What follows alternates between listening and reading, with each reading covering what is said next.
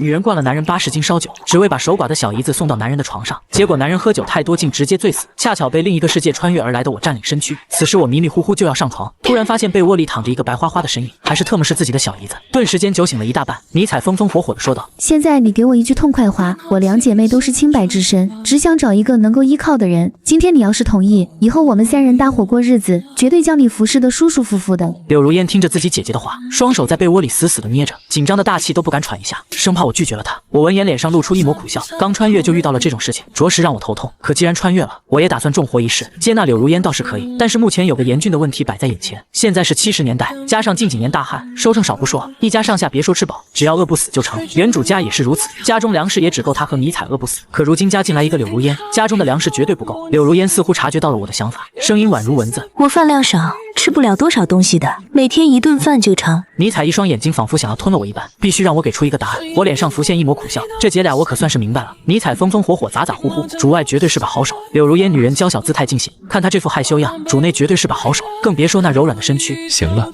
又饿不死人，说什么丧气话？我白了一眼柳如烟，闻言柳如烟身躯一颤，水汪汪的大眼睛欣喜地望向我。尼采比较直接惊喜问道：“这么说，你这是同意了？”我的性子他最熟悉，即使2人还没有真的成为夫妻，那也不远了。在村里如果能挑出一个一点毛病都没有的男人，唯独只有我。我一家上下只有我一人，自己吃饱全家不饿。尼采都打算好了，如果我同意这件事，就算他少吃一口饭也得养活自己的妹妹，绝对不会拖累我。不同意还能怎么办？都逼着自己强上小姨子了，还有什么不能答应？听到我的话，尼采脸上浮现一抹激动之色，下意识地跳到我的身上，一口亲在我的脸上。我急忙拖住尼采的大腿。行了，有人看着呢，害不害臊？尼采也觉得自己有些过，脸颊微红。被窝里的柳如烟眼睛亮晶晶的，羡慕地看着自己的姐姐，她也好想要。快下来吧。我说着就要穿上绿色的军大衣，家里竟然又多了一口子，怎么也得储备点粮食。如果这冬天坐吃等死，或许要不了多久家里就多了3具尸体。窗外大雪也慢慢停了下来，这雪一停，村里的定然会组织上山捕猎。我决定跟着上山去一趟。见状，尼采有些好奇：“外面天这么冷，你干啥去？正好柳如烟在呢，你不进被窝暖和暖和。”我白了眼，这婆娘未免也太开放了吧？这被窝里可是还有自己的小姨子呢。外面雪停了，正好老李叔他们要上山打猎，我跟着上山一趟，就算打不着也能捞上一点东西，正好给你俩补补身子。说罢，我转身穿上军大衣就离开。我走后，屋内顿时冷清了下来。柳如烟率先打破宁静：“姐，谢谢你。”尼采眼神中流露出一抹欣慰，但是随即想到了什么。如烟如今的情况你也看到了，云墨一人要养活2张嘴巴，你我2人也要懂点事，该干什么不该干什么，心里都要明白。云墨是一家之主，他让你干什么就干什么，绝对不能拒绝。看着姐姐严厉的目光，柳如烟呆呆地笑道：“我都懂，姐。”大雪已经下了2-3天，难得今天雪停了。泰川庄的汉子们纷纷收拾捕猎装备，准备进山捕猎。近几年连年大旱，粮食收成几乎没有，唯一的出路只有进山打猎。但是打猎可没那么容易，一是打不着猎物，二是山上情况极度危险。老李家是这一片捕猎的好手，每次大雪一停，老李头都会组织人手进山捕猎。但凡村里能行动的都跟着来了，因为进山打猎有个不成文的规矩，但凡你上山，不管你出没出力，下山或多或少都会得到一些食物。还没进老李家家门，就已经看到门外乌泱泱一群人，裹着大衣，一个个冻得直吸鼻子，每个汉子个个骨瘦嶙峋。要知道这已经是泰川村最强战斗力的人，为了上山，每一家都会将余粮拿出来，让汉子们吃得饱饱的，这样才会有力气上山打猎。成全家伙，败只能忍冻挨饿，甚至死亡。我一到，就听见了周围汉子们讨论的声音。这次老李头打算亲自带队上山呢，可不是咋地。上次老李头打算进山猎一只野山猪，没想到被他跑了。这次上山，老李头打算将那头野山猪一网打尽，据说有200斤呢。我闻言，嘴角也是不由自主地流出哈喇子。老李头的儿子李卫平有些惊讶地望向我：“云墨，你也想要上山？”我挠挠头：“李哥，这次看你们都上山，我也打算给我家那口子带点吃的，补补身子。”李卫平听到我的话，顿时乐了：“是你家那口子，还是你家2口子？”说笑之际，屋内老李头背着一身捕猎装备走了出来，带好东西准备进山。可队伍准备出发时，有人突然看到了我的身影，顿时有些不满：“云墨怎么也能上山？这未免有些不公平吧？这家伙瘦得不成样子，更何况都没有上山的经验，更是连枪都没摸过，这么上去不就摆明了想分猪肉吗？识趣点自己走，别在这儿占着资源不干事儿。”村里本来就因为我独占米家2姐妹，有些不满，一看到我居然也要上山，不满瞬间被激发出来。按规矩来说，秉持着不白跑一趟，就算有人上山啥也不干，到最后或多或少也都会分点东西。我眼神有些冷漠，刚想要开口说话，却发现一张大手拍在自己肩膀上：“你们要是还有力气，就早点进山，在这逼逼叨啥呢？”见李卫平说话，其余人也只好闭上嘴，跟着收拾东西上山。银装素裹的大山仿佛人间仙境，周围寂静一片，只有众人踩在雪上的咯吱声。我不紧不慢地跟在队伍身后，环视大山周围。前世作为顶级的雇佣兵，要说生存本领肯定是比这些人强上数百倍。如果单拿出狩猎来说，我自认为没有这群汉子强。这时老李头突然在前面停了下来：“云墨，你跟着你李李哥，老李头不苟言笑，进山就要打起12分的精神，更别说像他这种老练的猎手，稍有不慎也会万劫不复。我知道老李头在为自己着想，整个队伍10号人就属我最小，他这是让李卫平照顾我。老李头眼神微微眯起，望向前面树林，应该就是这里了，这一片都被糟蹋过。老李头和李卫平分2支队伍，朝着相反的方向进行地毯式排查，一连向深山走了1个多钟头，死活没见到野山猪的一点踪迹。这天寒地冻可把一行人冻成了孙子。李哥，咱们还往里面走吗？这藤本也太冷了吧！说话那人冻得连话都说不清，好在迷彩给我灌了半斤烧酒，浑身火热，比其他人好上不少。李卫平扫视周围白茫茫一片，心里也有点打退堂鼓。这天太冷了，算了，今天就这样吧，咱们原路返回。正当我们所有人准备离开时，我突然听到了什么动静，细细簌簌的声音在前方传来，半人高的灌木丛突然抖动起来。这下不仅是我，其他汉子也都听见了，所有人瞬间趴下身子警惕起来。前面灌木丛内，一头硕大的野山猪从里面走了出来，看向他的脖颈处，碗口大的伤口也已经结痂。见到这一幕，李卫平一喜，就是这家伙，错不了。上山的时候，他爹和他说过，那头野山猪被他用猎枪打中脖子，要不是野山猪皮糙肉厚，否则当时就毙命了。李卫平喘着粗气，狠狠地咽了一口唾沫。快，云墨，你快去找我爹。这里只有我最年轻，没有捕猎的经验。周围的汉子们舔着干裂的嘴唇，眼睛中透露出油绿的光芒，他们太饿了。这群汉子可是好久都没有尝到肉腥味了。我闻言嘴角浮现一抹苦笑。李哥，恐怕走不了了。远处的野山猪早已注视到这边，双目赤红，探出白色雾气。野山猪脚下一个加速，径直朝着我们冲来。李卫平连忙朝着众人大喊：“上树，快上树！”众人直接撒开鸭子就跑，猛地窜向离自己最近的树，身后追着一头野山猪。所有人的肾上腺素狂飙，我们迅速爬上树躲过一劫。但是唯独李卫平例外，他脚下一滑，整个人直接栽进雪地里，撅着大腚对着野山猪的脸。众人一惊，这头野山猪的獠牙可是不小，要是戳到李卫平的屁股上，就算不死那也得残废。李卫平奋力地挣扎起身，可越急越出错。就在这时，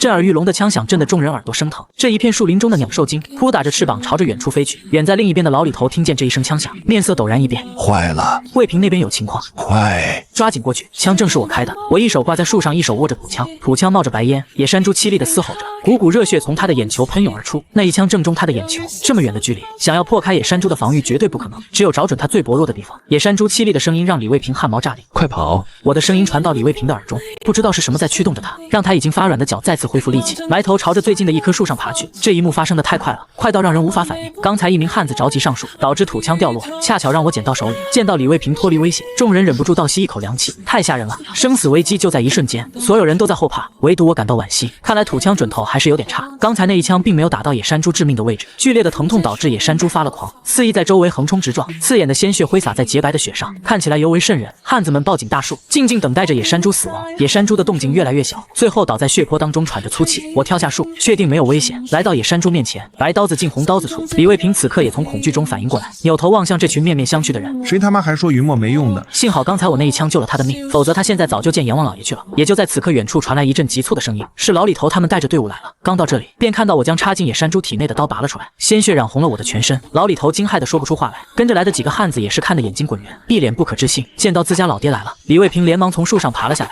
一五一十的将事情和老李头说了。老李头看着眼前的浑身染红的血迹的我，云墨，多谢你救了卫平。老李头诚挚感谢。李卫平更是直接狠狠地抱住我，云墨，多亏了有你，要不我的命今天得交代在这儿。我则是挠头憨笑，顺手的事。这头野猪本来就受了伤，刚才那一枪也是凑巧打中。狗屎运，狗屎运！我只想低调，不想引起过多的注意。老李头笑了笑，转头招呼其他人：你们几个愣着干什么？抓紧将野山猪抬走。200多斤的大野猪很重，村又远路又难走，硬生生走了2个半小时才回到村里。此时迷彩2姐妹翘首以盼望着村口，同样站在村口的还有其他妇女，都在等待着自家汉子带来好消息。为了送自家口子上山，全家上下的希望都寄托在上山汉子们的身上。就在这时，一道讥讽声响起：哟，这不是如烟吗？你怎么也上这里来了？闻言，所有人的目光看着柳如烟。柳如烟本身胆小，更别说这段时间，可是让这群妇人们挖苦了许久，更是心中产生了阴影，不敢吱声。咋地？这刚勾搭上云墨，还想出来沾花惹草？他可是非常看不上这个小寡妇。当初自家那口子可是半夜扒过柳如烟的家门，就算不是柳如烟的错，可吴桂芳仍然看不起这个胸大屁股大的柳如烟。这是所有人都默契的远离。毕竟传言柳如烟克公婆克夫，而且水性杨花，指不定和多少男人滚过床单。就算是假的，但是口口相传，所有人也都信以为真。吴桂芳见到众人这副模样，朝着柳如烟心里冷哼一声：云墨那家伙也是，也不知道好好管管你，也不怕得病。迷彩刚想上前反驳，柳如烟一把抓住了迷彩的胳膊：姐，别管他们说什么，我们继续等姐夫。迷彩声音有些委屈，可却仍然强忍着。柳如烟能忍，迷彩可忍不了。吴桂芳，你嘴今天是不是吃屎了？咋这么臭？自家男人看不住怨别人，是生不出娃来也不怪你男人去找。这一句话仿佛是一把利刃，狠狠地扎进吴桂芳的心口深处，这是她的痛处，今天却让人直接当着面揭开。吴桂芳怒了，正要破口大骂，突然一道惊喜声传来，你看，是不是老李头他们？远处走来的一团黑影正是老李头他们，所有人一拥而上迎了上去。迷彩眼睛一亮，也是急忙地冲了上去。柳如烟则是抿着嘴，上也不是，不上也不是，他的身份的确不适合出现在这里。当众人看到汉子们身后的野山猪，每一个人的眼睛中迸发出火热。这次上山居然猎到这么大的一头野山猪，狗娃他爹，你们这次上山的收获不小啊！怪不得上山这么久，这后腿我家分了，其余的你们随意，肋骨我拿一半。平常我家那口子出力多，这次我拿这些应该没事吧？妇女们神色激动，早已经在心里瓜分完毕，尤其是吴桂芳，更是指挥着自家汉子拿刀准备劈砍肋骨，而这群汉子们则是面红耳赤，站在一边没有说话。聪明的汉子则是连忙拉了拉自家那口子，示意他别说话。而迷彩疯狂在人群中寻找着我的身影，可当看到我浑身是血，顿时吓得脸色惨白，连忙绕着我一圈，确定没有事情后，这才深深松了一口气。众人将野山猪搬进老李家，我则是回家先换了一件衣服。而泰川村众人得知老李头猎到200多斤的野山猪，顿时疯狂起来，纷朝着老李头家赶去。我换完衣服刚踏进老李头家门口，便听见里面传来一阵刺耳的骂声：老李头，凭啥不给我们分？我家那口子不也上山打猎了吗？吴桂芳的声音格外刺耳，对于新打的野猪的分配问题，她今天更是分外不满，手指老李头。吴桂芳越说越起劲：老李头，虽然你是带头的不假，但是你好歹也要遵守规矩啊！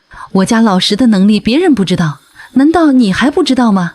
本来就该拿大份的，你倒好，把我们那份给云墨。今天你必须给我好好说道说道。老李头重重地吸入一口老旱烟，这才慢悠悠地说道：老实媳妇你也得讲理不是？规矩就是规矩，我这人向来公道，从来也不会偏袒谁，该是谁的就是谁的。今天我把话撂在这，如果你有意见，以后就别跟着我打猎。云墨出了这么多力，这本来就该是他的，别说肋骨全都该给他的。老李头是这么多年的老猎手，天天和山精野怪打交道，自带一股野气，加上年龄和辈分都摆在这里，一时间还真没人敢反驳。我在一旁皱起眉头不明所以，可迷彩却是实打实的把全程看了下来。看见我，他开口说道：之所以在这里又吵又闹，全都是因为吴桂芳觉得老李头偏心你。老李头开口说了，我至少得到一半，剩下的才轮到大家。听到这样的话，大家心里难免有怨言，只不过吴桂芳当了这个代表。昏黄的灯光下，老李头咂巴嘴咳嗽道：行了，大家听我说，你们个个都喜欢强调规矩，但我们的规矩那就是出多少力就得多少。今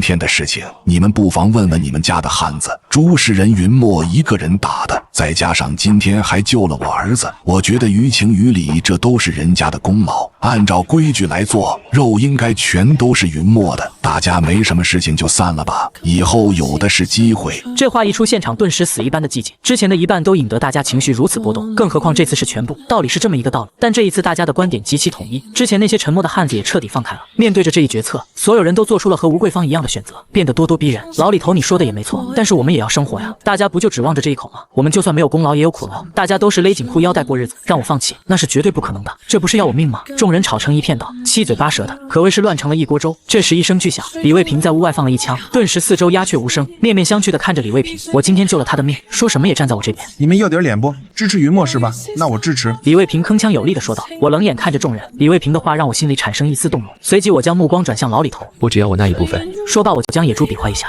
，20斤，余下的你们随意。众人听后沉默，虽说我已经够意思了，可依旧是拿着大头。吴桂芳明显还想说些什么，李卫平把猎枪放到一旁，恶狠狠地瞪着他。怎么还有意见？见状他只能不作为。一片死寂声中，老李头缓缓开口：好了，这件事就这么定了，谁有意见谁自己上山打猎。在李卫平的目光下，众人还是按照我的分肉方式把猪肉给分了。我也不跟他们客气，把自己应得的那部分拿上，大摇大摆地带着迷彩二人离开。众人眼睁睁看着几十斤猪肉就这么被我拿走，眼里都是嫉妒。大家的心里还是不服气，可又想起老李头说我一个人就能猎到野山猪，谁也不敢去惹麻烦。李卫平环视一圈，瞪着一双眼睛开口：我李卫平今天把话放这，云墨就是我的救命恩人，之后谁敢为难云墨，谁就是跟我过不去。众人还需要老李头带领着上山打猪，当然不敢惹怒他们父子，反正肉都已经分完了。众人也不在老李头家里继续逗留，赶紧带着各自的肉回去。因为有李卫平的警告，众人也不敢找我们的麻烦。家中，迷彩笑盈盈坐到桌子旁边开口：真没想到居然能分这么多肉，也能够吃上几天了。我将手中的猪肉处理了一下，挂在一旁的杆子上。家里的粮食还有多少？迷彩轻轻摇头，缸底还有一点玉米面，咱们省着点吃，还能够再吃几天。我看出二人的发愁，知道还是要想办法解决温饱问题。家里3口人就这么点东西，根本不够我们吃的。我坐在桌子旁，手指轻轻敲了2下桌子，最终开口：我一会去找老李头，跟他借猎枪。听我这么一说，尼采侧头看向我，眼神里充斥着复杂的情绪。我没注意到柳如烟的眼神，看着放玉米面的大缸，认真说：“我会让你们都吃上肉的，以后咱们家不会再缺粮食了。”柳如烟心中翻涌起复杂的情绪，最终也没多说什么，乖乖的嗯了一声。我没察觉到柳如烟的不对劲，跟尼采商量着开口：“猎枪这东西，老李头估计不会随便借给咱。这次分肉的事情，要不是有他开口，估计吴桂芳他们肯定不会善罢甘休。咱们要跟他们打好关系，还是得拿出点实诚东西。我想拿出几斤猪肉去找老李头，你们看行吗？”毕竟这些猪肉关系着一家三口的吃饭问题，我肯定是要得到二人的同意。尼采点头：“这个家你做主，你说的没错，借猎枪不是件小事，拿出去几斤给老李头也对，剩下的咱们省着点吃就行。按你想法来，我俩没意见。”尼采说完，去到那几十斤猪肉前想了想，直接割下了5斤左右的猪肉，放到了我面前。我有些讶然，这么多，我还以为尼采会舍不得。要知道5斤猪肉也够吃几顿了。有时候上山打猎运气不佳，很可能一连好几次都猎不到野兽。你不也说借猎枪是件重要的事吗？多给点肉，也能跟他们家打好关系，以后还能一起上山打猎。我抬眼看着尼采，尼采同样抬头与我对视，我们两人同时错开视线。那我这会就过去了，你在家里做饭，如烟就去休息吧，我一会就回来了。然而我没想到，因为刚才的分肉事件，吴桂芳的心里一直都在记恨着我。她认为我肯定是私下给了老李头什么好处，所以老李头才这么偏袒我。自家老师那么厉害，每次打猎都出力不少，结果老李头那个老不死的，居然仗着他自己是带头打猎的人，这么欺负他们家老师。云墨，你个小兔崽子，老娘还不信对付不了你了。就你家那2坨烂肉，天天就会勾搭男人，他们还有脸吃肉。吴桂芳恶毒的目光在我的背影和我家门上来回徘徊。刚分完猪肉，还没有来得及回家的村民，就在路岔口这里嘀咕刚才分肉的事情。吴桂芳听着大家宣泄情绪，随后神秘兮兮的开口：“你们知道这是为啥不？”众人扭头看向吴桂芳，摇了摇头。你们这些大老爷们愿意把肉给不相干的小姨子吗？有几个男人开口道：“给我亲兄弟，我都得掂量掂量。现在这年头，大家都吃不饱肚子了，还管别人呢。吴桂芳，你说这话，该不会是云墨跟他小姨子之间有什么关系吧？”八卦最能吸引人，尤其是这种带有伦理色彩的八卦，不管真假，总能引起不少人的讨论。真没想到柳如烟居然是这种人，为了能吃上肉，干出这么不要脸的事。他姐姐才惨哦，自己的亲妹妹居然勾搭自己的男人。有路过看不下去的村民开口：“你们少在这里嚼人家舌根，一天天的正事不干一件，天天在这说屁话。”吴桂芳直接掐腰，指着那人鼻子骂：“你才不干正事！我看你也是跟那寡妇睡过。”吴桂芳这一嗓子，直接让半个村子的人都听见了。尼采当即怒从中来，直接回屋抄起砍刀出来。吴桂芳，你要是管不住你那张破嘴，我直接把你舌头割了，看你还敢不敢乱嚼舌根。吴桂芳也就只敢在背地里说说闲话，万万没想到尼采直接提到了，他立马闭嘴，还试图躲在其他人的身后。尼采恶狠狠盯着说闲话的这群人，手中菜刀闪着寒光，让每一个人都下意识缩了缩脖子，谁都不敢挡在吴桂芳的面前。几人推搡着，最后人群里不知道是谁突然说了一句：“都是吴桂芳先胡说八道的，你要怪就怪他，你要砍就砍他。”吴桂芳来不及回头，尼采手中的砍刀直接落到了一旁的木头上，飞溅起来的木屑直接砸到了吴桂芳的手背上。吴桂芳哇哇大叫了起来。尼采冷着一张脸，把菜刀从木块上薅出，目光扫视过这一群人。再敢说我妹妹一句闲话，你还有你们，都给我等着！在尼采的眼神威胁下，所有人都下意识地捂住嘴巴，疯狂摇头。尼采最后瞪了一眼吴桂芳，收起砍刀回了家。此时的我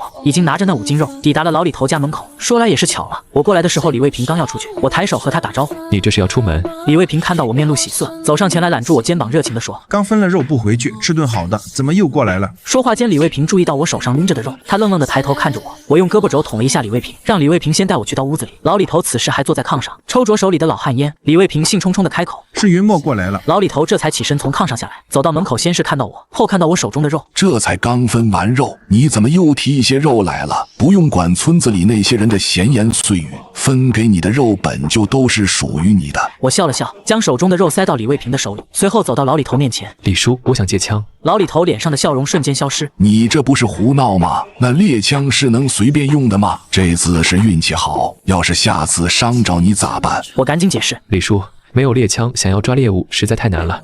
我总不能坐吃山空吧？”老李头还是摇头，说什么也不同意将猎枪借给我，又让李卫平把肉重新还给我，让我赶紧回去。无奈之下，我只能用出利诱法。这样吧，李叔，我也不白借，要是我真打到了野物，给你们分1/3。老李头顿时气急，直接拿手中的烟杆敲了下我的头。我是为着那猎物吗？我是为了你的小命。我笑了笑，自然知道老李头是怕我使用不当。您就借我吧。您也看到了，我一个人就能对付1头野猪，要是有猎枪，肯定能猎到更多的猎物。我家还等着吃肉呢。老李头有些为难，旁边的李卫平却忽然说：“爸，我觉得可行，云墨肯定是有把握才会来找咱借，你就相信他吧。”老李头叹了口气，最终还是同意了。他拿了自己最用得顺手的猎枪给我，还认真嘱咐了我很多用枪的要点，这才让我离开了。我兴冲冲地拿着猎枪回到家里，刚好看到尼采正拉扯着柳如烟说悄悄话。柳如烟抹着泪，很委屈的模样。我站在门口，进也不是，进也不是。看到2个女人朝自己看过来，我这才跨进门，刚想问问发生什么事了，尼采就拍了拍柳如烟的背。行了，别让你姐夫看笑话了。什么回家住，那就是个虎狼窝，我是不可能让你回去的。我有些疑惑，柳如烟怎么忽然要回家住？尼采把柳如烟劝回到屋子当中，出来简单的把村子传的谣言跟我说了2句，我顿时黑了一张脸，把猎枪往院子里一放，接着要出去找吴桂芳算账。自己的女人哪能被别人欺负？见到我要出门算账，尼采急忙拦住我。你别去了，我已经警告过他了，他要是再胡说八道，我肯定不会放过他的。柳如烟充满水雾的双眼也是祈求的点点头，她也不想让这些事情闹得太大，毕竟都是同一个村里的人，抬头不见低头见的。我也自然知道柳如烟在想什么，看这种情况下只好作罢，心里却是狠狠记下了一笔。回家肯定是不行的，要不咱们把里屋给腾出来，让他住在里屋，中间隔了堵墙，会不会好一点？尼采也是这么个想法，但还是要跟我商量过后才能决定。如今听到我这么说，尼采喜上眉梢，这难不成就是夫妻之间的心有灵犀？里屋和外屋用的是一张炕，不过有了中间那堵墙，再加上还有扇门，如烟应该也不会太尴尬了。尼采进去和柳如烟沟通后，柳如烟红着一双眼出来谢过我，随后我们3人一起把里屋收拾出来，把柳如烟的东西放了进去。做完这些事情后，尼采也叫开饭了。好不容易开荤，尼采端着大碗面糊糊递到了我面前，又坐到我的身边，激动地说：“我看你回来的时候拿着猎枪，老李头居然真把猎枪借给你了。”我点点头，我跟他们说，如果我打到了猎物，就会分给他们1/3，咱们拿2/3也够了。明天我就上山打猎。柳如烟捧着面糊糊，没好意思吃肉，但听到我明天就又要上山，忍不住担忧。明天就要去，不多休息2天吗？我可以少吃一些的。尼采也停住了往我碗里加肉的动作。就你自己一个人吗？要不你再找几个朋友一起去？我看今天李卫平就挺向着你的，要不你叫上他一起，再找几个经验丰富的。我摇了摇头打断他的话，我自己一个人就够了，不必担心。尼采还想说什么，又想到我今日的辉煌战绩，最终还是决定相信我。次日太阳初升，我一人背着猎枪出门，进山的路就这一条。我抬头便看到一个惹人厌的面孔。哟，这么早起床，昨晚没享福哟。吴桂芳从上到下打量了我一番，马上加紧脚步，挡到我的前面，叉着腰，还背着个破枪，真把自己当英雄了。我深吸一口气说道：“傻逼。”这条路本身就窄，被他堵住后根本就绕不过去。吴桂芳本就是一个泼皮无赖的人，听到我的语气，更是忍不住的怒火中烧。看来昨晚那俩姐妹没给你伺候舒服，这么大脾气。话落，我将猎枪抵在他的面前。你的嘴巴能不能闭上？满嘴喷粪。看见粗制的猎枪在自己的脑门上，吴桂芳当即毛骨悚然。一边说，他一边侧过身子。见吴桂芳让开，我背上猎枪离开，看着我渐行渐远的背影，他咬着牙，眼神阴睨。云墨，你等着。回到家后，他咣的一声使劲关上了门，震得窗户和房梁抖了一下，吓得坐在炕上的石磊直接爆了声粗口。他娘的，你要干啥？吴桂芳一屁股坐在炕沿上，喘着粗气，声音尖利。你说干啥？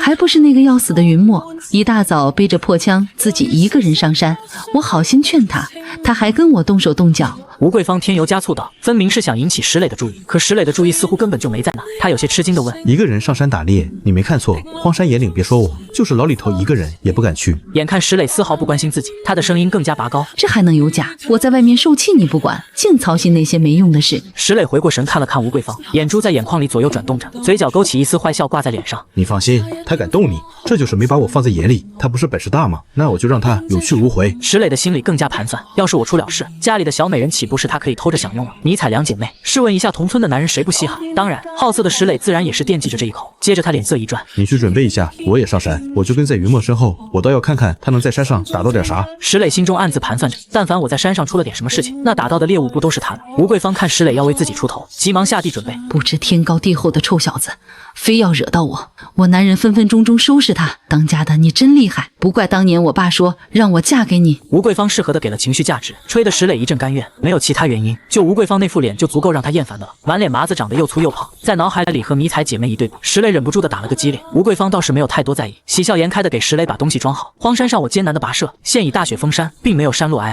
皑白雪都齐腰身，但我这次进山不是为了几斤几两的山鸡野兔，我的目标是那些大型的野兽，毕竟年关将至，怎么也要过一个富裕的年。如果说以前我不敢打包票，但是现在我有十足的把握。深山老林里动植物尤其丰富，我要用这些猎物彻底解决家里的温饱问题。外围的猎物早就被附近的村子搜刮干净，只剩下一些跑得飞快的小动物。这种小动物费时费力，还不够塞牙缝的，我直接看都不看，一直朝着深处走去。又走了一会，周围的树木更加密集，呼啸的狂风席卷着白雪，吹得整个世界都白茫茫的。我放慢脚步，仔细观察着周围。突然间，我发现前方一片灌木丛有些不对劲，我心中一喜，小心地靠了过去。眼前的景象让我顿时屏住了呼吸。一大群灰色的野鹿正低着头，啃食着雪地里的残枝败叶。我在这里从未见过这么多的野鹿，兴奋的同时也有些紧张。野鹿这种动物最警觉，稍有动静就会立刻逃走。我小心翼翼地移动脚步，希望能够找到一个合适的设计位置。可就在我刚刚移动脚步时，脚下却不小心踩断一根枯枝。那些鹿们如同像是被惊到的兔子一样，立刻发出惊恐的叫声，一哄而散，朝着深山跑去。我有些懊恼地拍了一下自己的额头，我没有犹豫，立刻追了上去。这么多的鹿，我绝对不能错过。与此同时，石磊也来到了山脚下，他一边走一边骂骂咧咧：“这该死的云墨，居然敢进入深山，真是吃了雄心豹子胆了。”他有些后悔，脑子一热，跟着我进山来了。可一想到我家的2个美人，顿时邪火涌上心头。如果你出事了，你家里的那2个小美人，就让我来替你照顾她们俩吧。对于自己家的那个黄脸婆，石磊可是丝毫都不在意。他紧了紧身上的衣服，虽然有些后悔，但还是硬着头皮跟了上去。本以为我只是在附近山腰上逛逛，没想到我的脚步直奔深山。一个人去危机四伏的深山，大概率会有来无回。石磊有些犹豫，不知道是否要继续深入。雪越下越大，山林中一片白茫茫的，石磊脸色冻得通红。可就在石磊犹豫之际，一声响亮的枪响瞬间划破了山林的寂静，震得整片林子的鸟禽腾空飞起。石磊心里一惊，开枪了！能够让我开枪的，绝对是什么大东西。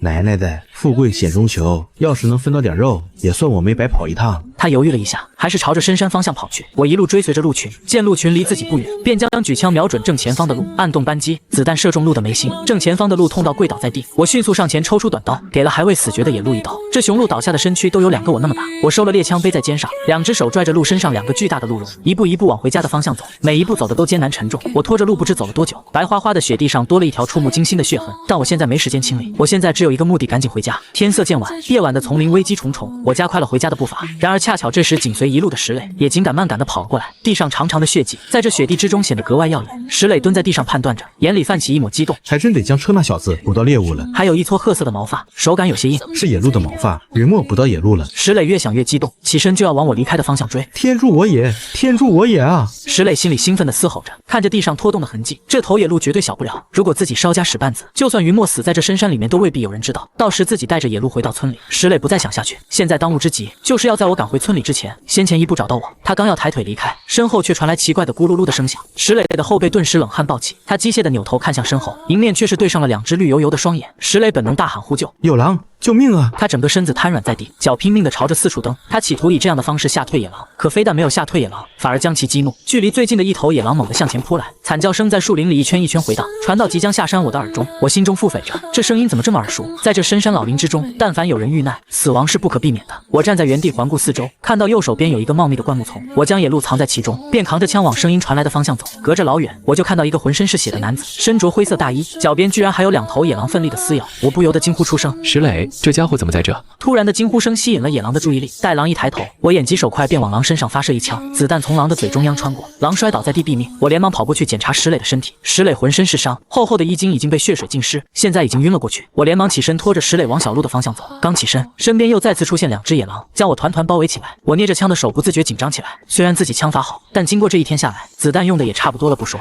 以一抵2匹狼，还要保护着石磊，我压力属实有些大。我只好先放下石磊，将他护在身后，准备先把枪当刀剑挥舞。但这2匹狼似乎猜出了我的想法，先我一步展开攻击，左右夹击朝我咬来。我虽反应灵敏，但还是被咬破了点皮，钻心的疼险些让我没站稳脚跟，血水如清泉般滋滋往下流。2只狼果断朝着晕倒的石磊发起攻击，我忙举起枪上好火药，朝着狼射击。2声枪响，2只狼纷纷倒地，呜咽地抽搐着身子。我眼疾手快，手中迅速抽出短刀，一个箭步上前，直接抹开2头野狼的脖颈，待到2只野狼死的不能再死，这才深深呼吸一口气。这猎枪只能上1发子弹，遇见紧急情况根本没办法使用。我撇嘴，用短刀将狼皮剥夺下来，挤在腰间，转头看向昏迷过去的石磊，还好都是一些皮外伤，我放下了心。只是就是不知道这家伙怎么突然在这里。石磊显然是被吓得昏了过去，任由我怎么扇他的嘴巴子都无济于事。就在这时，树干后面传来一阵小小的狼嚎声，声音不如大狼有气势，呜咽咽倒像是只小狗。我警惕地朝着树后走去，找到声音发源地，我迅速将枪对着狼，正要开枪，随即我惊异到，这冰天雪地里居然还有只没有断奶的小狼，要是把它带回家养，等它长大了岂不是还能带着一起捕猎？我说办就办，将鹿皮披在肩上，狼皮挤在腰间，左手抱着小狼，将石磊放到用木头做成的简易拖车上，右手拖着朝着山下走去。此时的村门口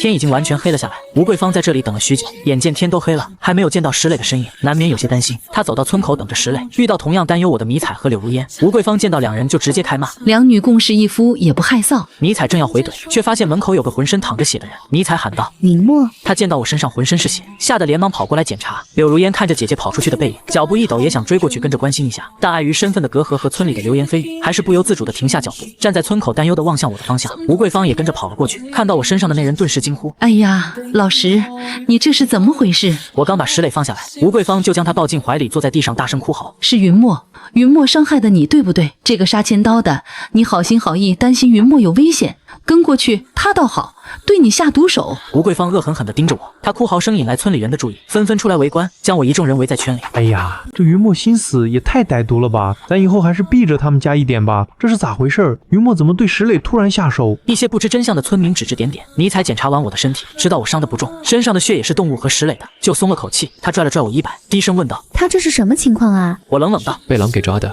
我及时赶到，救下了他。老李头两父子听到动静，两人穿过人群来到石磊身边。吴桂芳连忙拉住老李头：“老李头，你来的正好，你来为我家老石做主。”老李头蹲在石磊身边，拉开带血的衣襟，仔细检查了一下伤口。吴桂芳，你别冤枉云墨，石磊确确实实是被狼抓伤的。你们看看他后背这抓痕，一看就是狼爪留下的，伤的还不浅。光是老李头扯开石磊衣领这动作，手上就沾染上了不少鲜血。石磊的伤口更是血肉模糊，伤痕之间的间隙还能看见白花花的肉。尼采一瞧，果断将我护在身后，张嘴就是疯狂输出：“听到了吗？是我男人救了你男人，我看要不是我们家云墨，你这下就成寡妇了。”哎呀呀！吴桂芳一副委屈样哭喊道：“老李头，你快看看他，石磊受伤了。”他还要诅咒我们，这还有没有王法了？老李头看也没看一眼，起身就往我跟前走。云墨，你刚说的都是真的，是你就下了石磊？我嗯了一声。当时我正拖着被我一枪打死的雄鹿回来，忽然听到求救声，赶过去一看，石磊已经被扑倒在地了。老李头一脸震惊地看向我：“你说你不仅一个人打了一只野鹿，还从狼的嘴里救下了石磊？”他眼神中满是不相信，可看到我腰间的狼皮和披在肩上的鹿皮，也不得不相信。吴桂芳见自己落下风，眼珠子一转溜：“那也得拿肉来赔，要不是你只身前往深山里，我家石磊也不会受伤。总之，我家老石就是因为你才受的伤，你得给我们赔偿。”此话一出，吴桂芳心里打的什么算盘？大家伙都一目了然。李卫平站在人群的最前面，看吴桂芳做戏也看得最清楚。他看吴桂芳的眼神都写满了鄙夷。真是老母猪拱地，就你嘴有劲。巴巴这老天，不就是想要云墨打回来的猎物吗？你男人一个摸枪都会尿裤子的人，还好意思说出担心云墨的话，步他丫的下不举就不错了。这话给吴桂芳说的面红耳赤，嘴张半天也不知道说什么好。其他村民也受了李卫平这些话的启发，瞬间意识到了吴桂芳这话没一个真的，瞬间就将矛头指向吴桂芳。差点忘了，之前云墨捕野猪那次也是，就他叫的最欢，可不是吗？每次出去捕猎，就属石磊做的最少，但分肉的时候，吴桂芳那嗓门，整座山都能抖一抖。是啊是啊，要我说，我还是相信是云墨救了石磊。村民们你一言我一句，纷纷朝着吴桂芳进攻。当然，最主要的原因还是因为听说我居然捕到一头野鹿，如果能趁机从我那里施舍到一点的话，不少人都是抱着这个想法。闻言，我也着实被气笑了，自己为了救石磊这个家伙，丢失了一整头鹿不说，还受了伤。吴桂芳居然还想要分肉，他脑子没问题吧？而此时吴桂芳坐在地上，总感觉自己的身子矮了一截又一截，为了不引起众怒，连忙带着重伤昏迷的石磊离开。李卫平嘟嘟囔囔道：“这就走了，没意思。”正好饭点，这些村民嚷嚷两句，也就纷纷离开了。闹剧结束，我也懒得搭理吴桂芳。现在我的身体情况和上一世不一样，这一世我的身体情况太差，居然被几头畜生给伤了。放在前世，指不定被人笑话成什么。这也让我下定决心，至少也要提升到前世一半的水平才行。而迷彩挽着我的手腕，脸上掩饰不住的笑意。他一想到吴桂芳吃瘪的那副嘴脸，心情就格外爽快。至于我捕到了2头鹿，他才不管那个，他只要我安安全全的回来就行。看到我身上的伤口，心里更心疼了。他大手一挥，声音敞亮道：“走，老妹，回家吃饭了。”柳如烟仰头应了声，随即小跑回家，想要赶在姐姐姐夫到家前把炉子的火给点上。回到家，我简单的给小狼安置了一个窝，这才休息下来。柳如烟有眼力劲的烧了一盆热水，亲自给我泡脚，看着她脸颊微红，不用想也知道是迷彩的心思。果不其然，在帘子后，迷彩正一脸期待的看着柳如烟，我则是挥了挥手。现在着实还是有些太早，我可不想仅仅是因为留下柳如烟而让她心生感激。见到我摆手让自己离开，柳如烟有些呆滞，小心翼翼的朝着里屋走去。我见到这一幕，心中发出一声叹息，看来这妮子还是这样。洗完脚，我简单收拾包扎了一下伤口，饭也正好做好。吃完饭，两女各忙各的事情，迷彩给我按摩着。这一天下来，我自然是累得够呛，一上床就打起来鼾声，而迷彩则是小心翼翼地褪去衣服，钻进被窝。此时入夜，突然一声狼嚎在村落中响起，警惕性拉满的我瞬间被惊醒。我蹭的一下从炕上坐起来，动静吵到身旁的迷彩，她揉了揉眼，迷糊坐起身。怎么？迷彩话还没说全，就被狼的叫声给彻底惊醒。这是狼？狼怎么进村子了？这可怎么办？咱们这还是木门，要是被狼闯进来，我们不得完蛋了。这时隔板另一边的柳如烟也传来了动静。别怕，你先安抚下如烟，我出去看看。说着，我捞起康伟的衣服，一边穿衣服一边往大门的方向走。尼采拿开隔板，见他已经起来，便招呼着他一起跟在我身后。这种危险时刻不带在我身边，他都没安全感，生怕下一秒那狼就会从窗户外跃进来撕咬他们。我站在门口，耳朵贴着门板仔细聆听，只听狼的脚踩在厚厚的雪地上，发出嘎吱嘎吱的声音，脚印陷进去的比较深。我判断着狼的体型，这些狼恐怕是闻着气味来的。狼嚎一直在院子里徘徊，声音越逼越近，直击尼采姐妹二人的心间。我拿出来先前的短刀，手刚放到门把手上，想要出去看看情况下，下一瞬间被一张粗糙的手按住。云墨，别去，这天太晚了，狼在夜里视力极好，你这样出去有危险，在家里躲着没事。我看了眼自己的妻子和她身后娇滴滴的柳如烟，显然被吓得浑身哆嗦。现在我就是整个家的顶梁柱，还真冒不得一点险，不然这两姐妹也得陷入危险之中。我们都担心狼在外面会从窗户上跳进来。这一夜我们就坐在炕上一下也没敢睡着，一个盯着大门，两个分别盯着窗户，就怕狼会闯进来。不过幸运的是，天一亮狼就走了。我听着狼的脚步声渐行渐远，直到彻底离开，我才出门。一出门便是满地的狼藉，就连晾晒的鹿皮和狼皮都被啃咬得不成样子。看来这狼是饿肚子跑到村里觅食来了。我猜测间，其他村民也陆续从屋子里出来，看着雪地上一片的狼脚印，瞬间有一种劫后余生的感觉。这村里最有话语权的就是老李头，现在出了这档子事，他们第一件事也是去找老李头。老李头，我们家的食物都被狼给吃了，这可咋办呀？是啊，我家前2天拿的那一扇排骨都还没来得及吃呢，今早起来一看，什么也没了。吴桂芳声音越过人群，打断所有人的议论。你们这算什么？我家老石受那么重的伤，我是又守着老石，又要担心狼闯进来，我吓得一晚都睡不着。众人纷纷循声转头，只见吴桂芳抱着一个空盆，从人群后走到人群前，盘里只有被冻结的血水，一看便知是盆里的食物被狼给吃空盆了。虽然说他家石磊有现在的遭遇，都是他们自己自作孽，但村里低头不见抬头见的，对吴桂芳也没过多的为难，就默默看着他在内演，也就当看戏了。老李头，你快想想办法呀！再这样下去，我们早晚得被饿死呀！是啊，这狼要是天天来的话，我们就算不饿死，也会被吓死。老李头也跟大伙生活在一个村子里，家里的食物自然也没有幸免。他站在人群中间分析道：可能是之前大雪封山，狼在山里也没了食物，就只好来村里扫荡我们的食物。众人议论纷纷。那这可怎么办呀？总不能一直这样下去吧？老李头皱起眉头，如今只能进山打狼了，或者把他们赶出这片区域。如果这群狼将这一块地方视为自己的地盘，绝对不会再离开了，必须抓紧将他们赶走。吴桂芳往后退了2步，去打狼那得多危险啊！她的男人可就是被狼咬的，现在都下不了炕，就连躺着睡觉都不行，只能趴着睡。大半夜还能听见石磊痛到哀嚎的声音。这个晚上就算是没有狼，他也会被石磊吵得睡不好觉。其他人也不是没有见过石磊被狼挠的惨状，要是一不留神被狼咬了，他们肯定也是凶多吉少，甚至比石磊的情况还要危险。老李头的话一出，女人们更是纷纷抓住自家男人的手，不让他们去上山捕狼，可不是开玩笑的。要是他们不小心成寡妇了，那不得被村里人的唾沫星子淹死。有点姿色的，还要担心被别的男人惦记呢。他们可没柳如烟那么好的命，还有个厉害的姐夫可以养他。吴桂芳直接拒绝道：这上山捕狼太危险了，我们家老石受伤还没好，可不冒这个险。有些男人想自告奋勇参加，也会被自家媳妇给按下来，不允许参加。我在自家院子听到了老李头的计划，觉得计划可行，便从屋里拿出昨日找老李头借来的猎枪，我扛在肩上往老李头家走，挤过人群，将猎枪递到老李头面前。李叔，我跟你上山捕猎。说着，我扫视周围，但凡看向我的眼睛都心虚地低下头来。老李头将猎枪推到我怀里，好，这把枪你留着用，我家里还有不用，山上危险多，留着我多一份保障。李卫平从屋子里出来喊道：爹，我也去。老李头没有拒绝，也没办法拒绝，总共就没有几个人上山，就算不是为了乡亲们，也算是为了自家，他必须要带队走一遭。就算是上山危险，但是夜晚的村里会更加危险。好，现在一共3个人，还有没有人要加入的？到时候捕了狼咱们平分。话音刚落，老李头院子里的人全都一声不吭地离开，老李头也没有理会这群人，转头对着我和李卫平说道：回去整理一下装备，立刻就出发。我正要回去跟迷彩和柳如烟交代一下，却被老李头叫住了。云墨，我这还有些土枪的子弹，你跟我进屋装上。我点点头，跟着老李头一块进屋。正前方有一面墙，墙上悬挂着狩猎的工具，有10字弩弓、箭、猎枪，都有好几把。老李头拿出几枚子弹问道：你昨天用了多少子弹？全部补进去。我打开弹仓看了一眼，4枚。老李头看了我一眼，拿了4枚子弹给我，又将手伸进盒子里拿了1打子弹给我。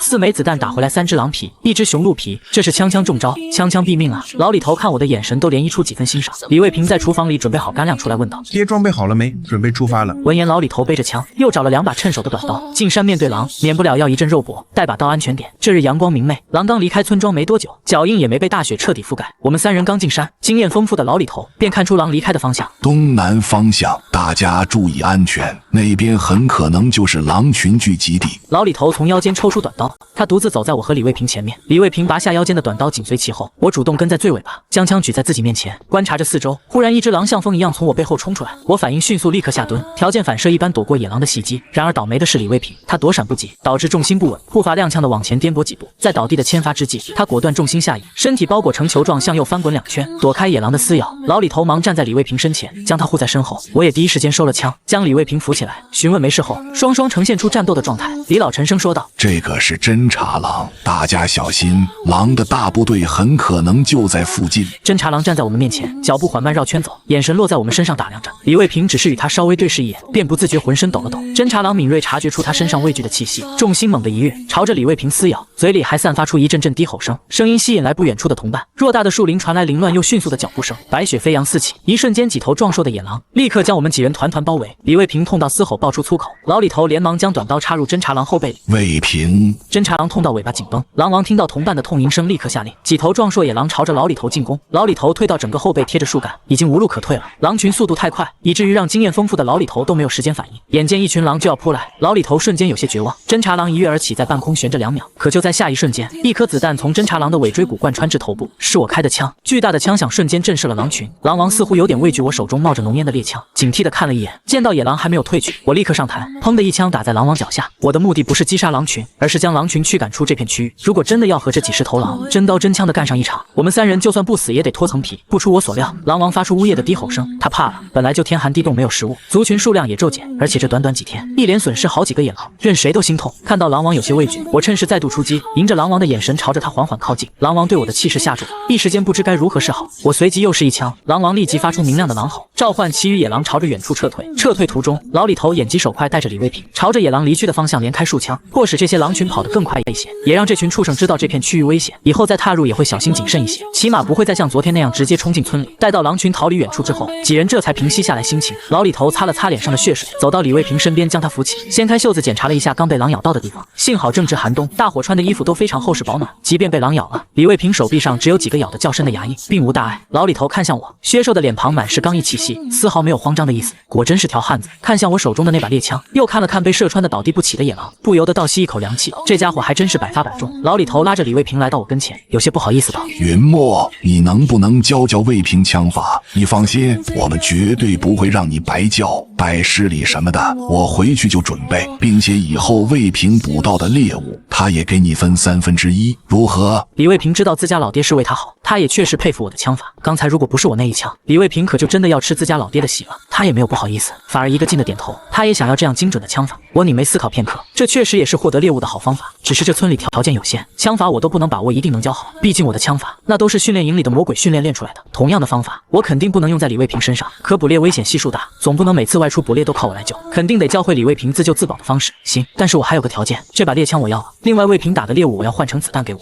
捕猎这是我手拿把枪，主要是要有好的捕猎工具。整个村里除了另外几家猎户，只有老李头家里猎枪多，老李头应得爽快。没问题，咱们收拾回去吧。我拿出短刀将野狼的皮拔了下来，又和老李头他们一同将狼平均分成2份，带着往家的方向走。村里大家七嘴八舌，老李头他们都去大半天了，还没回来，该不会遇到危险了？我看他们多半是被狼群给吃了。你说点好话吧，老李头捕猎经验丰富，云墨枪法又好，肯定可以活着回来的。吴桂芳听到大家七嘴八舌，顿时来的兴致。切，要我说，云墨就是空壳子，真有那本事，怎么不昨儿出来打狼，非得今天显摆？吴桂芳越说越起劲，转头还对一边坐着的老光棍说道：“云墨死了，那你的春天可就来了呀！柳如烟和迷彩可都没煮了，到时候一个炕头伺候你，一个炕尾伺候你，笑得睡不着吧？到时候你可就享福了。”而我背着猎枪，手里抱着半把狼肉回到村里，男女老少都惊讶地看着我手中的狼肉，他们3人居然真的活着回来，而且看来还收获不少。众人眼神贪婪，但是看到老李头那双眼睛直勾勾地看着自己，又识趣地转头离开。老李头可不能得罪了，万一真的之后不带自己上山，那在这冰天雪地吃什么喝什么？如今已经年关将至，各家食物还差不少，家家户户也都开始着重新存储粮食，过年起码也要过一个不挨饿的年。回到家，我将狼肉挂在阴凉地，坐在炕头盘算着家中仅剩的食物。咱们还有多少粮食？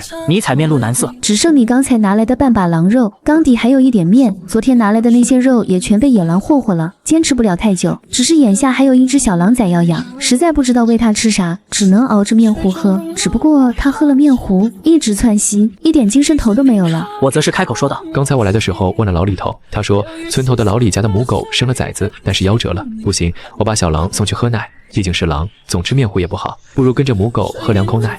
但等狼长大，还是要吃肉。在山上长时间的跋涉，我早就累得不行，简单对付几口倒头就睡。这副身子还是太笨重，回来感觉整个身子骨都快散架了。想当年自己在深山老林中一个人周旋数月，屁事没有，屋内又剩下迷彩俩姐妹忙里忙外。柳如烟看着深邃的我，眼中泛起水雾。姐，我要不走吧，我就是个累赘，在这吃喝等死，给你和姐夫。迷彩闻言急忙打断了柳如烟的话。你说什么呢？不是和你说了吗？家里绝对有你一口吃的。再说了，现在这种情况不仅是你，就是我也做不了什么。现在坐享其成，后面有你受的。迷彩说话倒是根本不带掩饰的，说的柳如烟小脸俏红。翌日，我刚起床，便听见一道浑厚的声音响起：云墨，快过年了，要不要再上山捕点猎物回来过年啊？老李头探着头望向我家的院子内，结果我还没出来，村里几个妇女就像狗嗅到骨头似的，摇着尾巴就来了。老李头，带我家男人一个呀，还有我们家，让他给你打打下手也成。自从上次捕狼行动之后，村民就意识到我和老李头他们的实力了，就算他们家男人什么也不干，都能分到一杯羹一碗肉。老李头摆摆手道：这次我只带云墨一个人去，上次捕狼行动你们个个贪生怕死，现在狼被打走了，你们闻着味就来了，这样唯利是图的人，我老头子不要。老李头语气坚定不容求情，几个妇女面面相觑，嘴张了半天也憋不出个屁来。我听到老李头的叫唤，心里正是高兴，正好你们在家好好待着，锁好门窗，我去打猎。说完我转过头拿起东西，对了，记得给小狼送去村头喂口奶，年关将至，我也想要过一个富裕的年。我来到老李头跟前说道：我准备好了，走吧。这时李卫平也收拾好装备，肩上背着猎枪，腰间插着一把匕首，手里还拿着一把弓箭递到自家老爷子手里。我们3人出发进山，而村里的汉子议论纷纷，回家拿上弓箭在村口集合，准备一起山上打猎。没办法，如果真不上山，那可是真的会饿肚子。其中几名汉子家中有猎枪，正好这次派上用场，他们简单收拾一番，便悄悄地跟在我们身后。出入树林还能看见我们留下的脚印。他们往西南方走了，咱们也跟着去吗？徐海峰的年纪不小，每次和老李头上山捕猎都有他的份，自然也有不少的经验。这次没有老李头带队，众人自然而然地推崇他为带队队长。只见他蹲在地上，用食指描绘我留下的脚印。徐海峰说道：不用跟着他们，咱们自己去找猎物，就算真的在他们后面跟着捕猎，大头也基本上是云墨他们几人的。说完，这支捕猎小队扭头就往相反方向走去。另一边，我做雇佣兵多年，自然知道自己身后跟着一群人，只不过我没有管。这次上山能不能打到猎物还不一定，因为我和老李头搜了一圈，也救捕到了几头野兔。这兔子骨瘦嶙峋，根本不够分。而此时，我们3人正准备朝着其他方向搜寻时，便听见划破天际的呼叫声：救命啊！是徐海峰。老李头率先反应过来，我们3人连忙循着声音跑去，看到徐海峰的脚被捕兽夹夹着。李卫平问道：这什么情况？我们没在树林里放置陷阱。旁边一名村民说道：我们也不知道，刚刚从这边过，又突然被捕兽夹夹住了。我蹲在徐海峰脚边，捏了捏他的脚踝，确认没有伤及骨头。我抽出匕首插进捕兽夹中间，刀尖往上挑，捕兽夹被撬开弹飞。徐海峰抱着自己的脚连忙呼起，脚还健在。突然一道刺耳的声音在众人耳边响起：你们瞎了狗眼啊！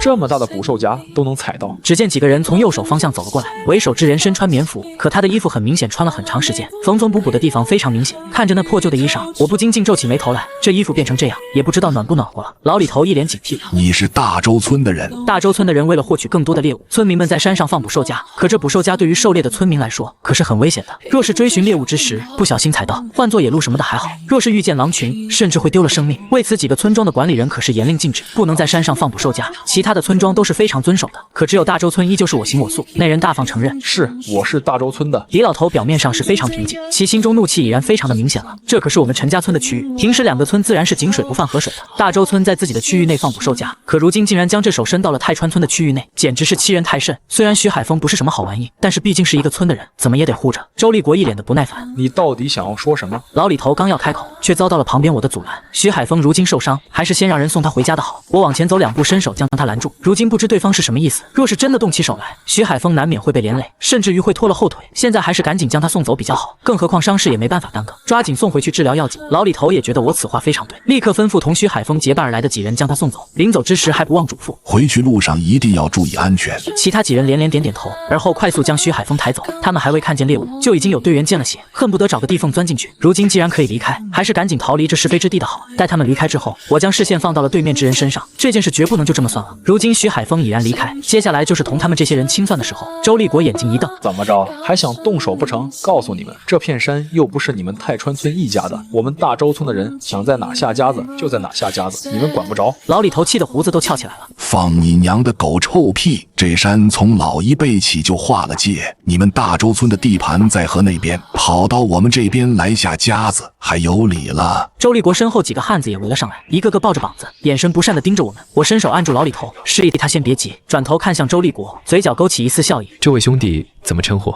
周立国见我和颜悦色，还以为我怕了，下巴抬得老高。行不更名，坐不改姓，大周村周立国。我点点头。周兄弟，这捕兽夹是你们下的？周立国不耐烦道：“是又怎么样？这山上野猪野鹿到处跑，我们下几个夹子怎么了？碍着你们什么事儿了？”我笑道：“不碍事，只是刚才我那位兄弟踩了你们的夹子，这腿伤得不轻，医药费、误工费总得有个说法吧？”周立国像是听到了天大的笑话，哈哈大笑起来。医药费、误工费，你脑子没毛病吧？他自己不长眼，踩了夹子，关我们屁事？我没找你们赔我夹子就不错了。李卫平忍不住了，上前一步骂道：“放你娘的屁！你们在我们地盘上下夹子，伤了我们的人还倒打一耙，天底下哪有这样的道理？”周立国脸色一沉：“小子，嘴巴放干净点，信不信老子让你也尝尝夹子的滋味？”我拦住李卫平，依旧笑着道：“周兄弟，咱们都是靠山吃饭的人，抬头不见低头见，没必要把关系搞僵。这样吧，我提个建议，你把夹子全收了，以后别在我们这边下。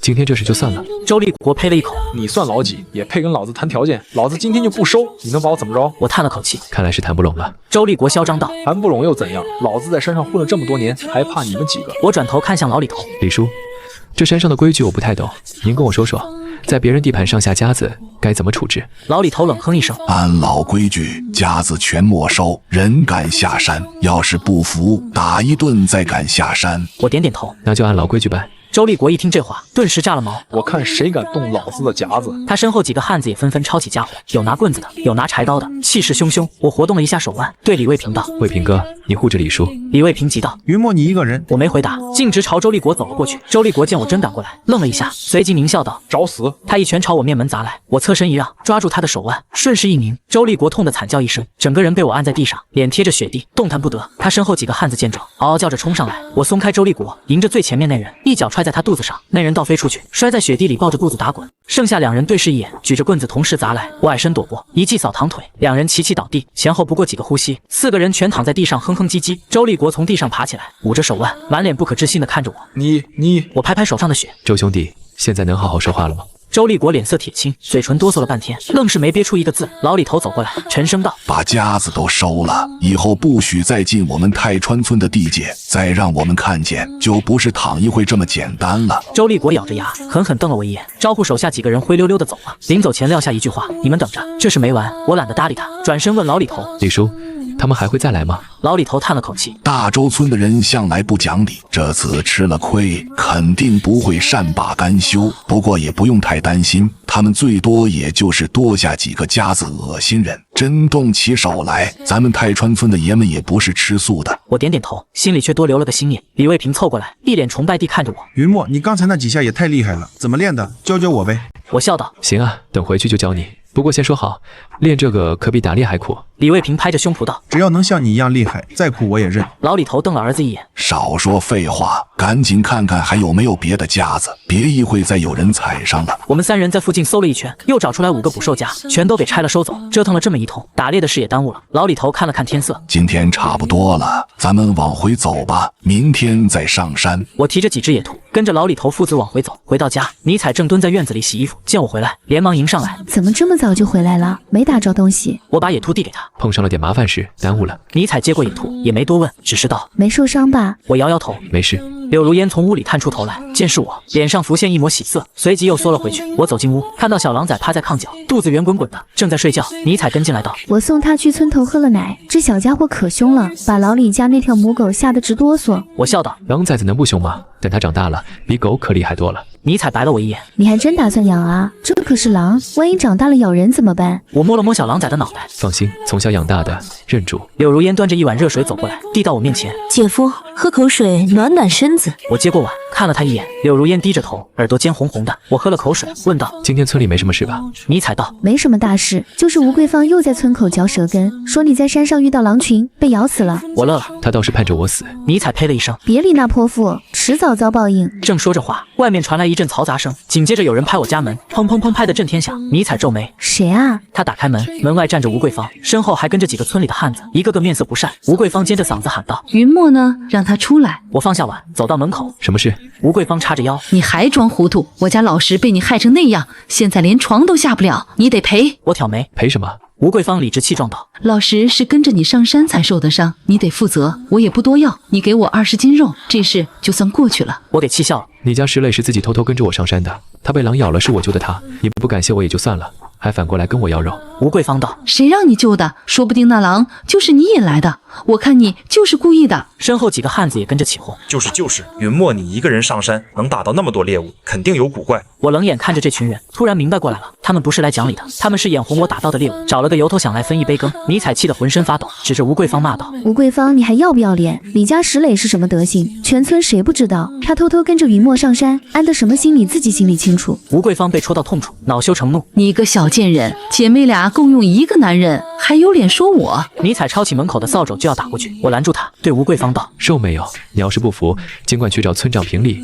现在从我家门口滚出去！吴桂芳被我冰冷的眼神吓了一跳，后退了2步，嘴上却不肯服输。云墨，你等着，这事儿没完！说完，带着人骂骂咧咧的走了。我关上门，尼采气的眼泪在眼眶里打转。凭什么？凭什么他们这么欺负人？我拍拍他的肩膀，别跟他们一般见识，这种人你越理他们，他们越来劲。柳如烟站在角落里，眼眶也红了。姐夫，都怪我，要不是因为我，村里人也不会说你们的闲话。我走过去，伸手揉了揉他的头发，跟你没关系。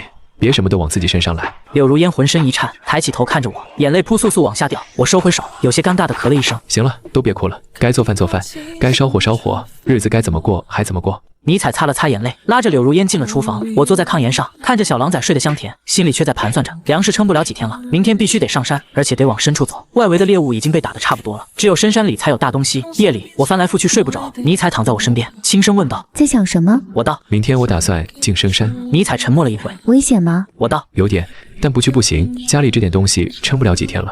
尼采往我身边靠了靠，那你答应我，一定要小心，打不着猎物没关系，神得平平安安回来。我嗯了一声，隔着一堵墙，柳如烟也没有睡着，她咬着嘴唇，把脸埋进被子里，心里默默祈祷。第二天天还没亮，我就起来了，收拾好东西，猎枪、短刀、干粮、水壶，又往兜里揣了几个子弹。尼采给我煮了一碗面糊糊，里面放了几片狼肉。吃吧，吃饱了才有力气。我3两口吃完，起身往外走。尼采送我到门口，柳如烟也起来了，站在姐姐身后，怯生生地看着我。我冲他们挥挥手，回去吧，等我回来。出了门，我先去了老李头家。老李头正在院子里擦枪，见我来了，问道：今天还上山？我点头，想往深处走走。老李头沉吟片刻，我跟你一起去。我道：不用，我一个人方便些。老李头看了我一眼，没再坚持，只是道：那把枪带上，子弹够不够？我拍了拍口袋，够。李卫平从屋里出来，睡眼惺忪。云墨，你要上山，等等我，我也去。老李头拦住他：你今天在家帮我修修屋顶。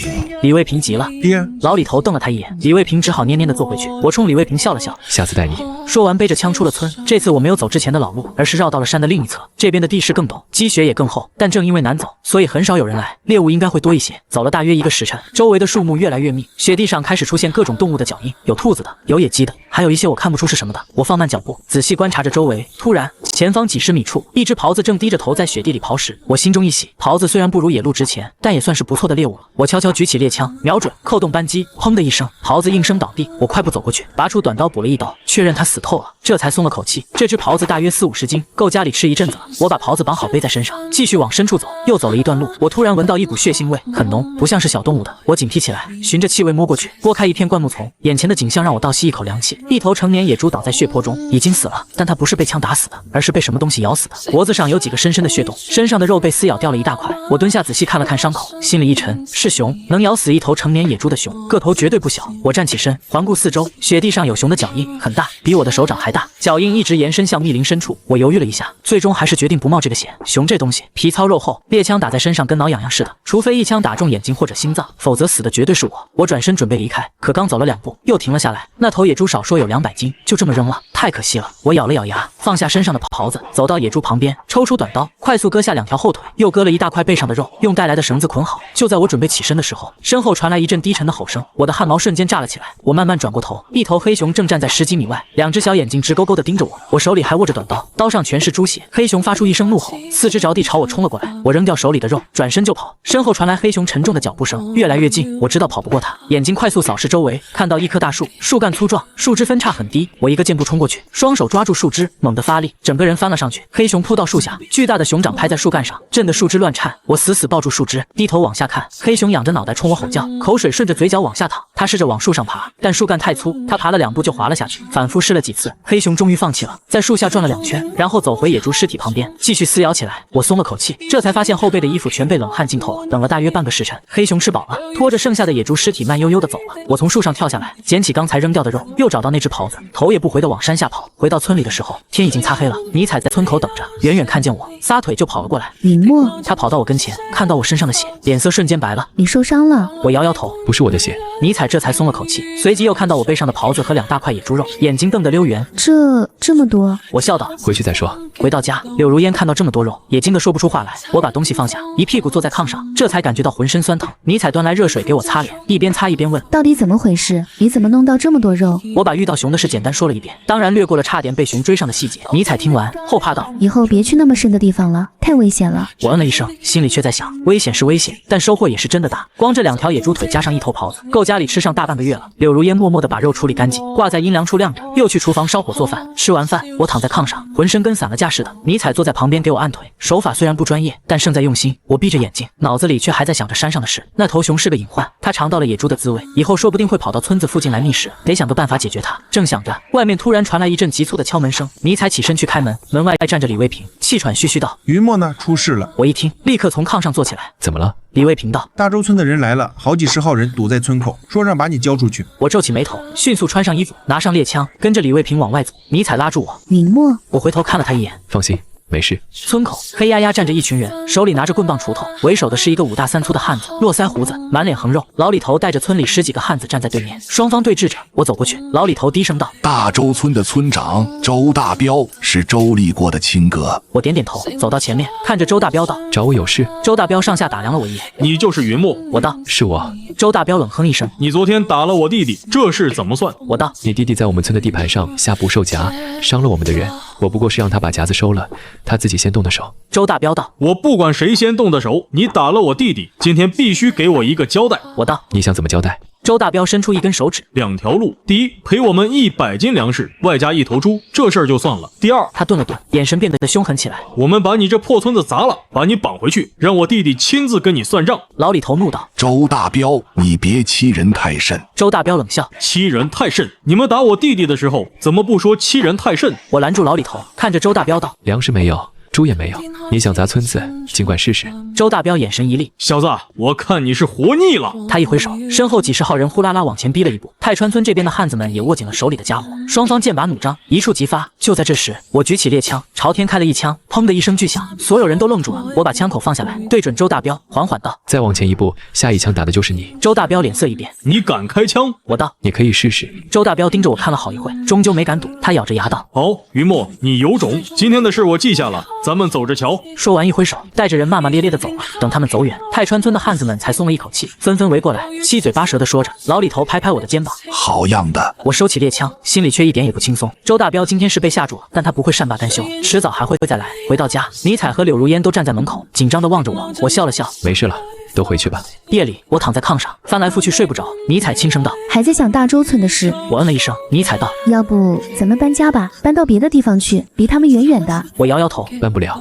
这年头能搬到哪去？”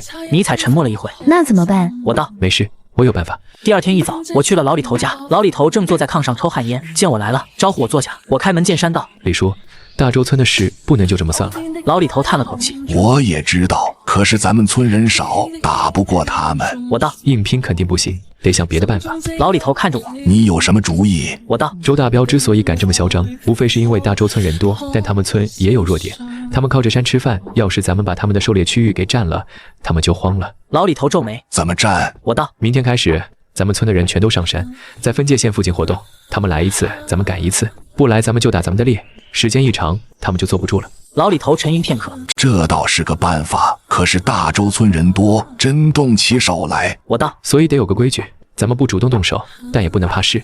他们要是敢越界，就往死里打，打探他们1、2次，他们就老实了。”老李头看了我一眼，缓缓点头：“行，就按你说的办，我去召集人手。”当天下午，老李头把村里能上山的汉子都召集了起来，加上我，一共15个人。老李头把事情说了一遍，众人有的犹豫，有的兴奋，也有的害怕。我站出来道：“我知道大家怕，但怕解决不了问题。大周村的人已经欺负到咱们家门口了，要是这次咱们怂了，以后他们会变本加厉，到时候别说打猎，连村子都保不住。众人面面相觑，李卫平第一个站出来，我跟云墨干。有了带头的，其他人也纷纷表态，愿意跟着干。第二天天刚蒙蒙亮，我们15个人就上了山。按照计划，我们在分界线附近分散开来，各自找位置埋伏。我和李卫平一组，躲在一片灌木丛后面，等了大约1个时辰，远处传来脚步声。李卫平低声道：“来了。”我做了个噤声的手势。3个人是大周村的，背着猎枪，大摇大摆地越过界限，朝着我们这边走来。我举起猎枪，瞄准最前面那人的脚下，扣动扳机，砰的一声，子弹打在雪地上，溅起一片雪花。3人吓了一跳，其中一个直接一屁股坐在地上。我站起来，大声道：“越界了，滚回去！” 3人看到是我，脸色变了变，其中一个嘴硬道：“这山又不是你家的，凭什么？”我又开了一枪，这一枪打在他头顶的树枝上，树枝咔嚓一声断了下来，那人吓得脸都白了，连滚带爬的往回跑，另外2个也跟着跑了。李卫平兴奋道：“好了！”我道：“别高兴太早，这只是开始。”果然，接下来几天，大周村的人不断试图越界，有时候2、3个人，有时候5、6个人，都被我们打了回去。期间也发生过几次冲突，双方动了手，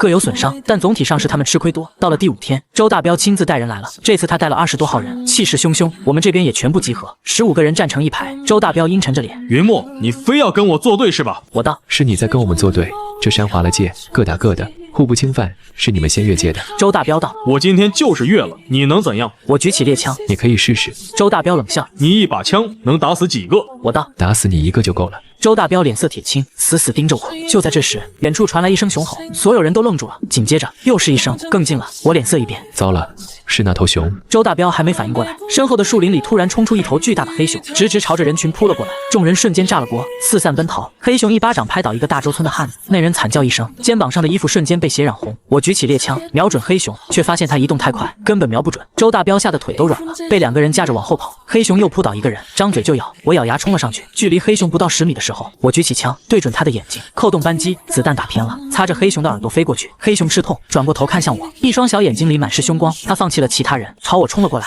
我转身就跑，黑熊在后面紧追不舍。我冲进一片树林，利用树木做掩护，左闪右躲。黑熊被树木阻挡，速度慢了下来，但他力气大得惊人，小一点的树直接被他撞断。我一边跑一边给猎枪上子弹，手都在抖。上好子弹，我猛地转身，举枪瞄准黑熊，离我不到5米，张开血盆大口扑了过来。我扣动扳机，子弹从他的嘴里射进去，从后脑穿了出来。黑熊巨大的身躯轰然倒地，砸起一片雪花。我双腿一软，一屁股坐在雪地上，大口喘着粗气。李卫平和老李头跑了过来，看到倒在地上的黑熊，惊得说不出话来。其他人也慢慢围了过来，包括大周村的人。周大彪看着黑熊的尸体，又看看我，眼神复杂。我缓过劲来，站起身，对周大彪道：“这头熊咱们2家平分，算是一起打的。”周大彪愣了好一会，最终点了点头。那天2村的人一起把黑熊抬下了山，黑熊少说有300多斤，光熊皮就值不少钱，熊肉熊掌更是稀罕物。分肉的时候，周大彪走到我面前，伸出手：“云墨，之前的事是我周大彪不对。”我握住他的手：“过去的事就过去了，以后咱们2村各打各的，互不侵犯。”周大彪点头：“一言为定。”从那以后，大周村的人再也没有越界过，2村的关系反而比以前好了不少。而我也因为徒手猎熊的事，在10里8乡出了名，年关越来越近，家里的粮食也越攒越多。尼采每天变着花样做饭，柳如烟的气色也一天比一天好，脸上终于有了血色，笑起来的时候眼睛弯弯的，很好看。腊月23小年那天，我坐在炕上，看着迷彩和柳如烟忙里忙外，小狼仔趴在我脚边，长得已经有半大狗那么大了。迷彩端着一盘饺子进来，笑道：“快吃，今天包的肉馅儿的，可香了。”我夹起一个放进嘴里，确实香。柳如烟站在门口，手里端着一碗醋，怯怯道：“姐夫，